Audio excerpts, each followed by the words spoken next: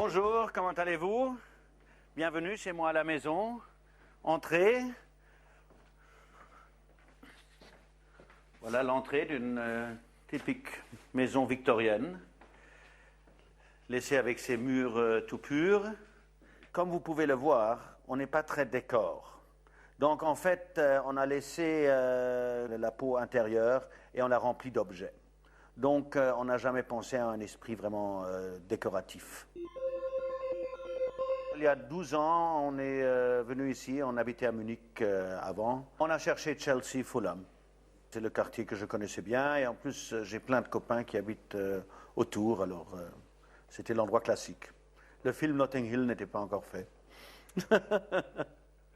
Ici nous rentrons dans notre salle à manger qui sert aussi comme table de ping-pong. Et malheureusement je n'ai pas de partenaire, sinon je vous montrerai quelle puissance j'ai au ping-pong.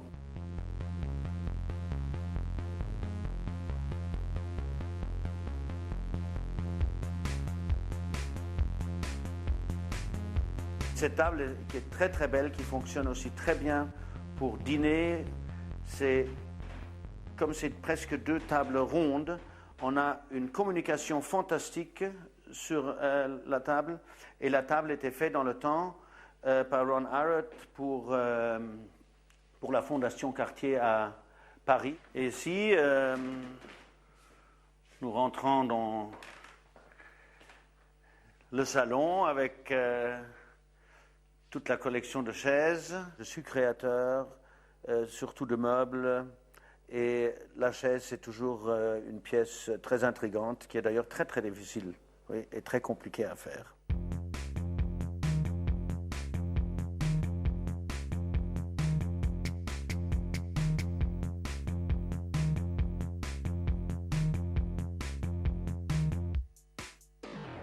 Un sofa de Franz West, deux chaises de Jod, une chaise déconstruite de moi-même, une chaise prototype de Tom Dixon, une chaise de Forrest Myers, une chaise ici de Jasper Morrison. Voilà un siège Kuramata. J'aurais bien aimé exactement faire la même chose. Là, c'est une chaise que Rietveld a fait. C'est la chaise que j'appelle la chaise d'administration de Francfort. Ici, on rentre dans la cuisine. Ici, on a une chaise de Rietveld. Voilà un autre objet que j'adore. J'ai fait beaucoup d'objets avec cette chaise. Celle-là, elle est coupée au milieu. Ce que j'aime à ces chaises, c'est qu'en fait, ils n'ont rien de design. Ils ont été faits une fois pour leur purpose, pour la chose qu'on les utilisait, et ont une forme comme ça qui n'a pas d'âge. Et c'est ça que je trouve l'intéressant avec ça, parce que j'adore donner une valeur à ces formes très très simples qui ont en fait une esthétique superbe, qui n'est pas décorative, qui est beaucoup plus émotionnelle. Des objets, j'en ai acheté dans les meilleures galeries du monde, et d'autres dans des petites brocantes, et d'autres dans le magasin, dans des quincailleries. J'adore les quincailleries. Je rentre dans une quincaillerie, je trouve plein d'objets que j'adore. J'aime beaucoup les objets très simples, qui ont une certaine fonction et qui ont un esthétisme qui me chauffe le cœur. Voilà, c'est par exemple, comme je vous ai dit tout à l'heure, la pince. Oui, je trouve ça un esthétisme superbe, qui est exactement suit sa fonction. C'est resté comme ça, on se rappelle toujours de ça. Oui, et c'est un esthétisme qui maintenant, tout le monde sorte d'apprécier. Voilà, un objet fonctionnel, des objets comme je les adore, pour leur pureté et pour leur forme purement fonctionnelle. C'est un peu un esthétisme, bien sûr, qu'on se rappelle même de notre enfance. C'est un esthétisme rétro. J'ai acheté au sud de la France, dans un magasin de pêcheurs. C'est un filet pour attraper, je ne sais même pas exactement, je crois que c'est pour les girelles. Et c'est juste un petit objet magnifique. Je crois que ça a coûté 48 €. Mais ça a une certaine beauté. Une cuisine, à mon avis, doit être très très fonctionnelle. J'adore cuisiner. Alors c'est une pièce très importante. Et en fait, quand on est là avec la famille, c'est ici qu'on vit. C'est ici qu'on déjeune, c'est ici qu'on rigole, c'est ici qu'on lit, c'est ici que je travaille aussi le soir. J'aime pas me mettre au bureau différent. Oui, la vie, chaque maison doit avoir une sorte de cœur, de centre avec lequel elle vit. Ici, c'est notre petit patio, chose très, très anglaise. Derrière chaque maison, on trouve le petit patio. C'est en fait un endroit très sympathique que malheureusement à Londres, on ne peut pas utiliser assez souvent parce que le temps n'est pas aussi chaud comme aujourd'hui.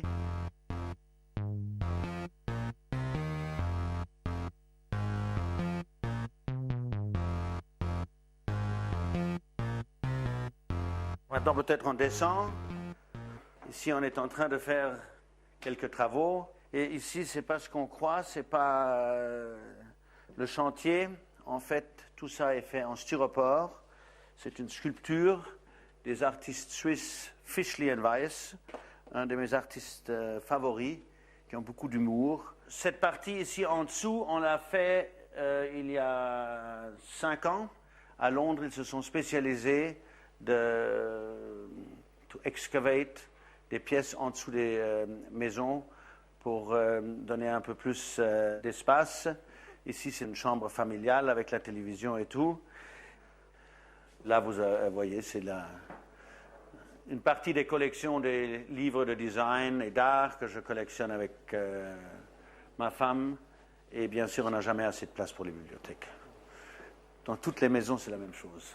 Je pense qu'une maison doit avoir quelque chose de très personnel et doit refléter le caractère de ses habitants. Je suis quelqu'un de très transparent. En allemand, on dit ça glasklar. Je suis comme je suis et les gens me voient comme ça et c'est pour ça que je n'ai aussi aucun problème que les gens de l'extérieur maintenant puissent regarder dans notre maison. J'espère qu'il n'y a pas les gens qui observent tout le temps de l'autre côté.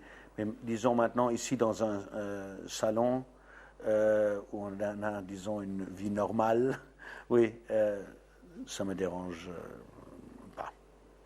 Dans ma création, j'essaye de trouver vraiment la symbiose entre l'art et la fonction.